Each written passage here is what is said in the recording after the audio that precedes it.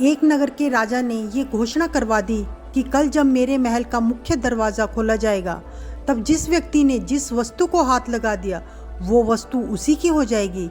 इस घोषणा को सुनकर सब लोग आपस में बातचीत करने लगे कि मैं अमुक वस्तु को हाथ लगाऊंगा। कुछ लोग कहने लगे कि मैं स्वर्ण को हाथ लगाऊंगा, कुछ लोग कहने लगे मैं कीमती जेवरात को हाथ लगाऊंगा, कुछ लोग घोड़ों के शौकीन थे और कहने लगे कि मैं घोड़ों को हाथ लगाऊंगा, कुछ लोग हाथियों और कुछ लोग दुधारू गायों को हाथ लगाने के बारे में बात कर रहे थे। उसी वक्त महल का मुख्य दरवाज़ा खोला गया और सब लोग अपनी अपनी मनपसंद वस्तु को हाथ लगाने दौड़े।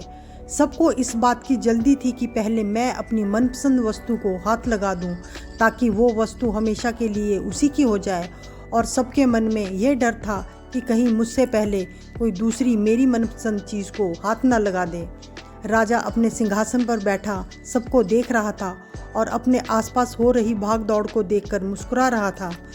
उसी समय उस भीड़ में से एक छोटी सी बच्ची आई और राजा की तरफ बढ़ने लगी।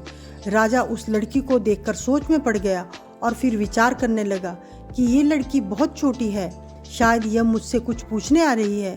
वो लड़की धीरे धीरे चलती हुई राजा के पास पहुंची और उसने अपने नन्हे हाथों से राजा को हाथ लगा दिया। राजा को हाथ लगाते ही राजा उस लड़की का हो गया और राजा की प्रत्येक वस्तु भी उस लड़की की हो गई। जिस प्रकार उन लोगों को राजा ने मौका दिया था और उन लोगों ने गलती की, ठीक उसी प्रकार ईश्वर भी हमें रोज मौका देते हैं और हम हर रोज गलती करते हैं।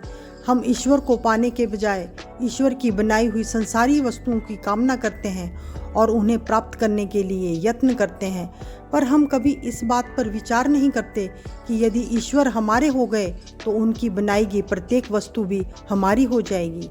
ईश्वर को चाहना और ईश्वर से चाहना दोनों में बहुत अंतर है।